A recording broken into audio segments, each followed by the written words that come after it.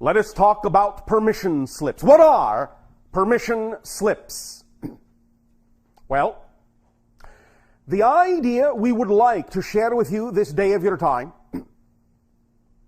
is that many times we hear in conversations with many of you questions and discussions of different kinds of tools, rituals, books, information. And we are often asked, does this tool work? What about this ritual? What is the best way to do this? What is the best way to do that? Now, we have often discussed, of course, the notion that for each and every one of you individually, because each and every one of you is a distinct signature vibration, that obviously whatever tool, ritual, idea, information you attract to yourself is, by definition, at that moment, the one that will work best for you. Because it is keyed, it is matched to your frequency. That's why you attracted it. So even if the very next day you attract something different, if it is that attraction, the product of the change in your frequency, and you trust the synchronicity of your life having brought that to you, then even if it is different than what you were doing the day before, it is at that moment the perfect tool for you.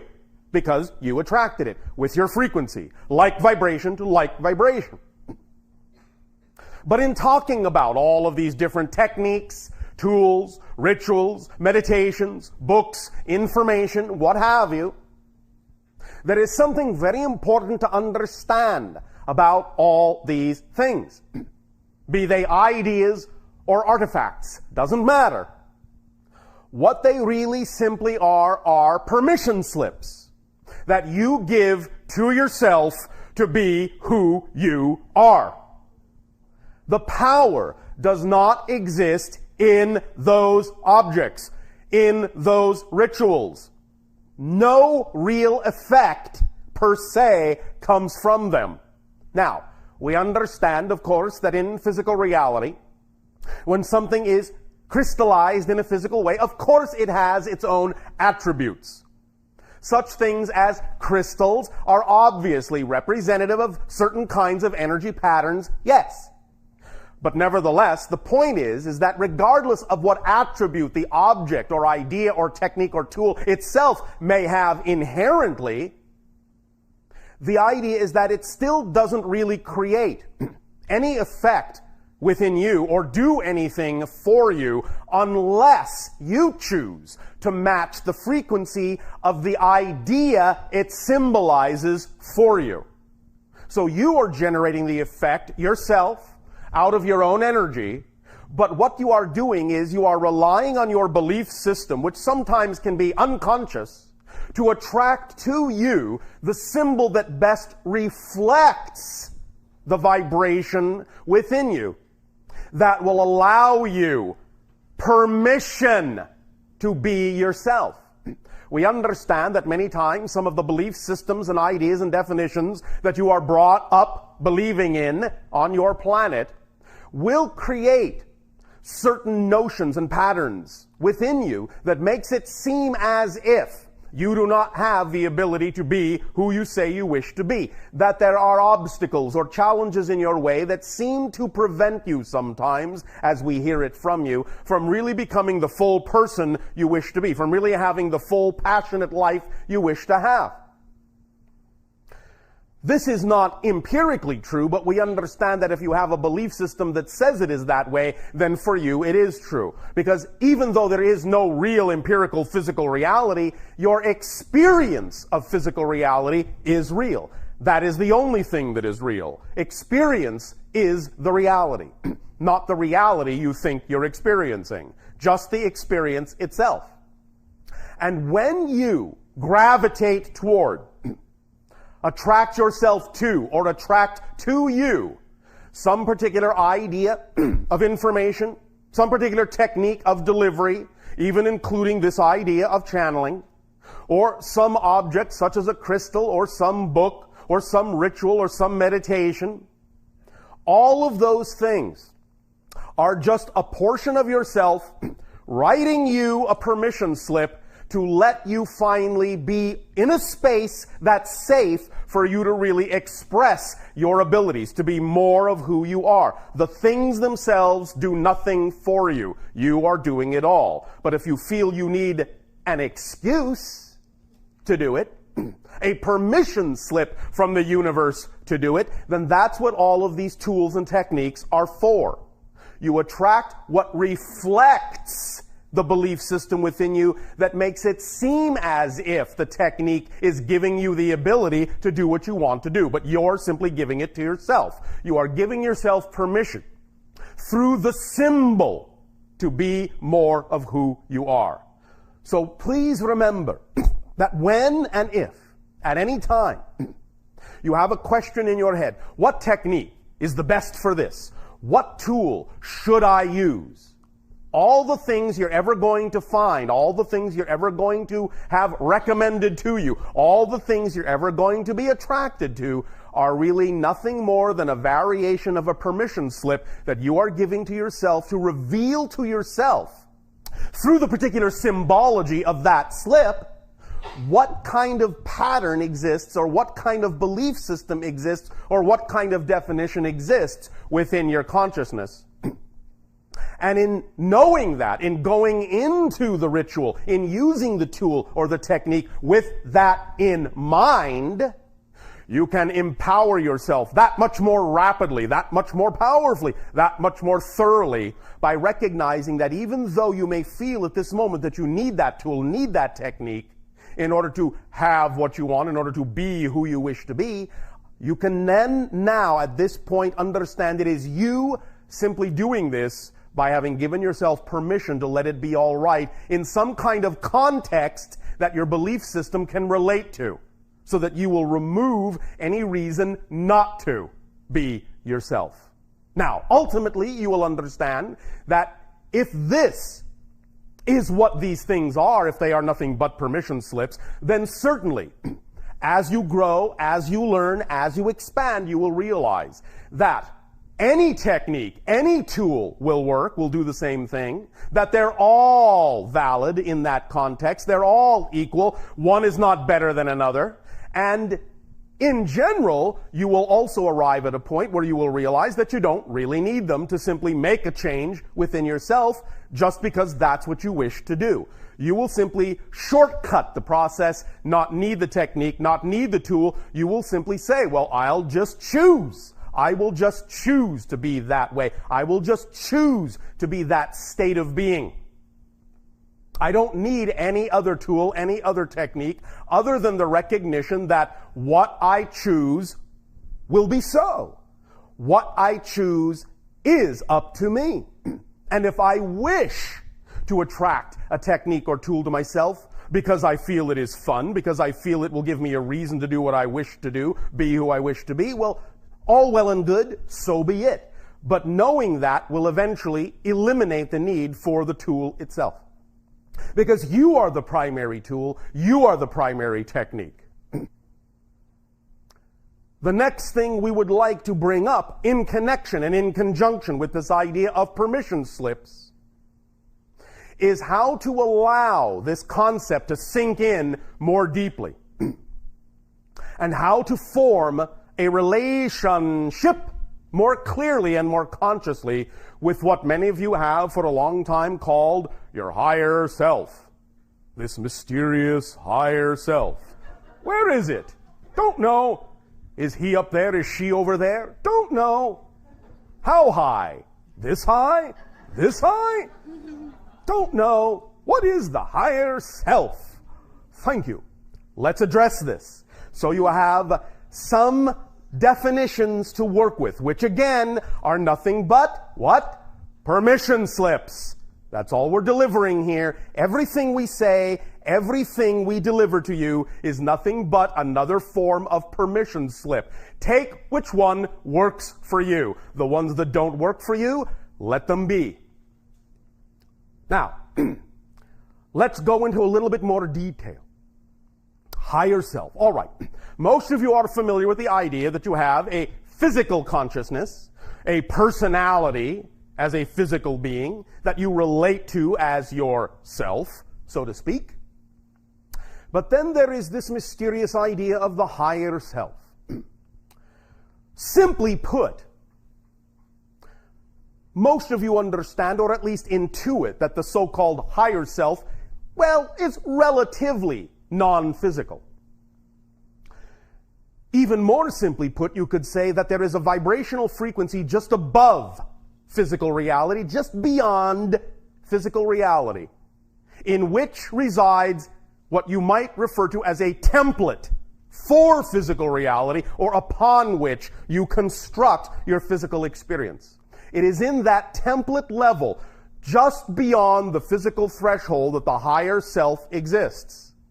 Now, please do not confuse the idea of higher self with oversoul or spirit or what have you. Higher self is a specific idea that is like a version of the person you are in physical reality, but a version that has a broader perspective, a broader point of view. It's like having a twin standing on a mountaintop while one is also standing in the valley.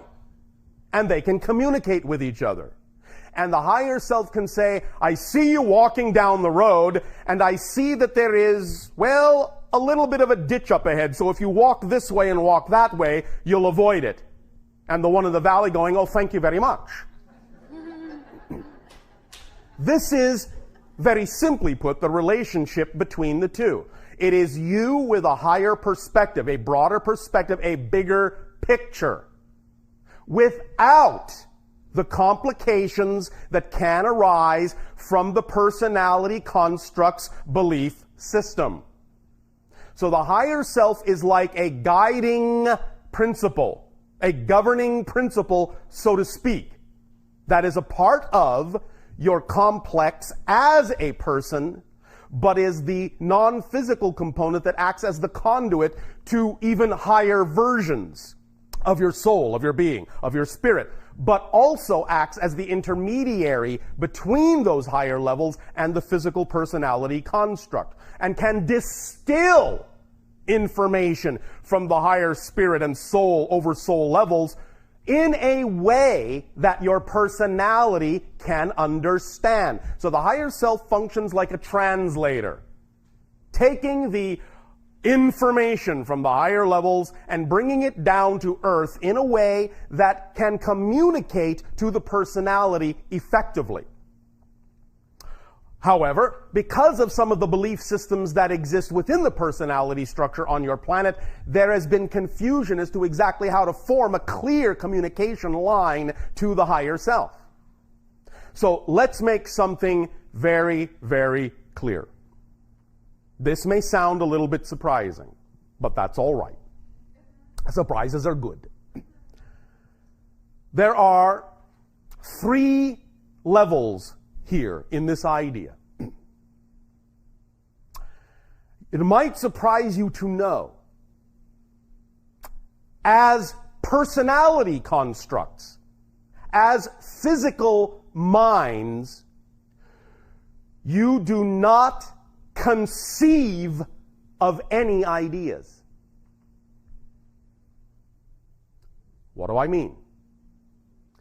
The personality does not conceive of concepts. It perceives concepts. It does not conceive them. Here are the 3 levels. The higher self conceives. The physical brain receives. The personality mind perceives. That's all it does. Any idea, any inspiration, any imagination you have ever had doesn't come from the physical mind portion of you. It comes from the higher self portion of you, through the receiver, the brain, and is translated by the brain into a vibration that the physical mind then perceives as a reflected reality. One more time, because this is crucial to understand. You don't conceive of any ideas as a physical mind. That's not what the physical mind is designed to do. It cannot create ideas. It can only perceive the result of an idea from the higher self. Now, this may sound at first somewhat limiting, but in fact, it's very, very freeing, because you can all stop thinking.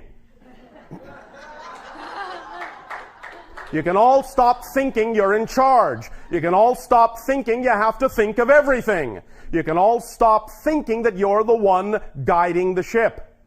You're not.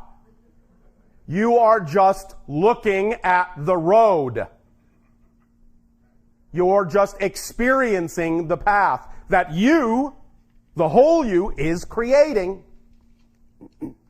But the reason you get into trouble, the reason you feel stuck as a physical mind, is because you've been taught to believe that the physical mind is the one coming up with all this stuff. And it's not.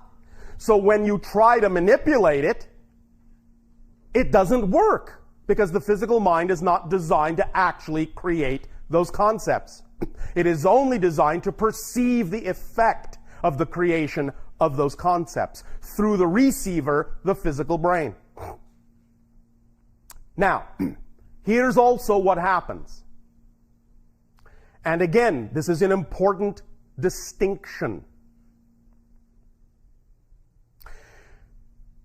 Physical mind cannot perceive how something happens. It can only perceive how something happened. One more time. It's a very important distinction, and I'll explain. Physical mind does not have the capacity to perceive how something happens. It can only perceive how something happened.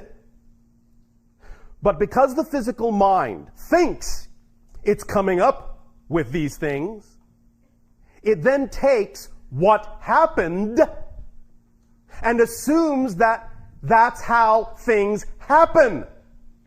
And it's not. It's only what happened that time. And it thinks, well, if I do that again, I can make this happen. I can make that happen. No. You might get some degree of repetitional success with that philosophy, but it will never go beyond the parameters of what you observed in that particular happenstance. Because what happened was designed to allow that particular thing to happen. And that particular thing doesn't necessarily require the same ingredients as something else. So when you may want something else to happen, when you may want to expand on what happened, you cannot use the same ingredients that made that happen, because then all you'll do is repeat the cycle and wonder why you're not getting anywhere.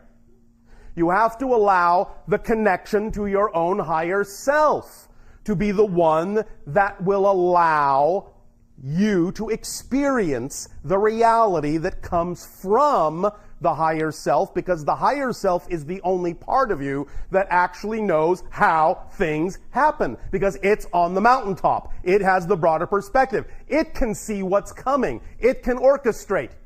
You're in the valley as a physical being. From the physical perspective, your view is somewhat limited. But the idea is it doesn't matter. As we will discuss and point out, and as many of you have heard in The Secret, all you really need to do, to use the analogy they use of driving your car, is see the road just a few hundred feet ahead. You don't have to see the road all the way from your beginning to your destination. That's the higher self's point of view. So you don't have to know exactly how you're going to get there. All you need to know as the physical side of the personality mind is where you're at right now. The higher self will tell you, keep going.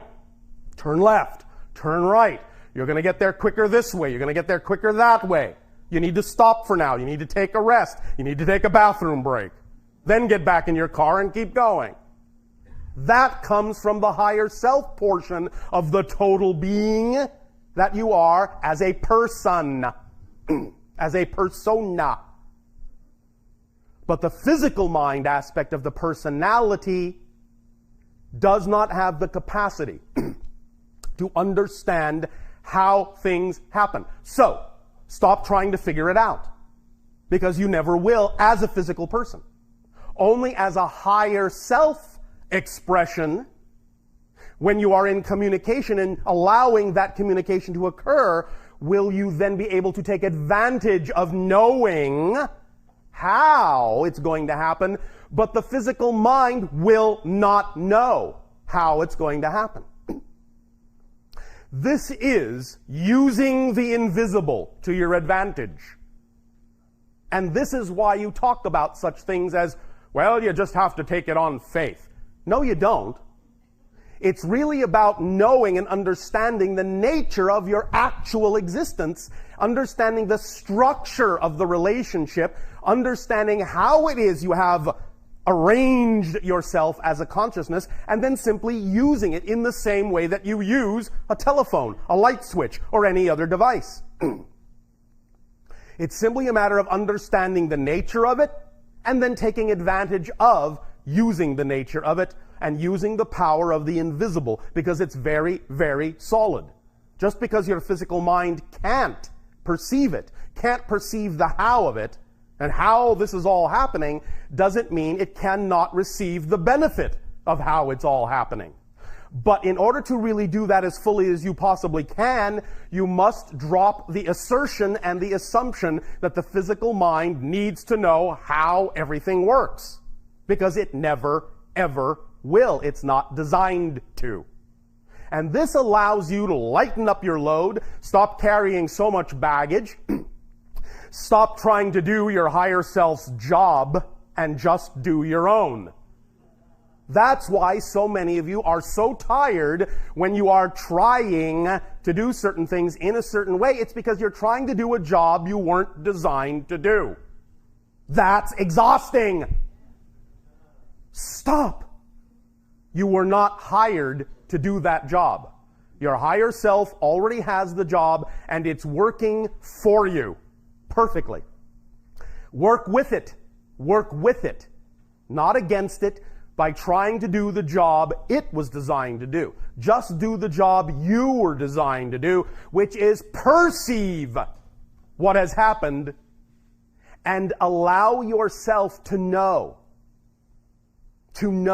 that what has happened can be used by you to your advantage by maintaining positive meaning from your belief system into it.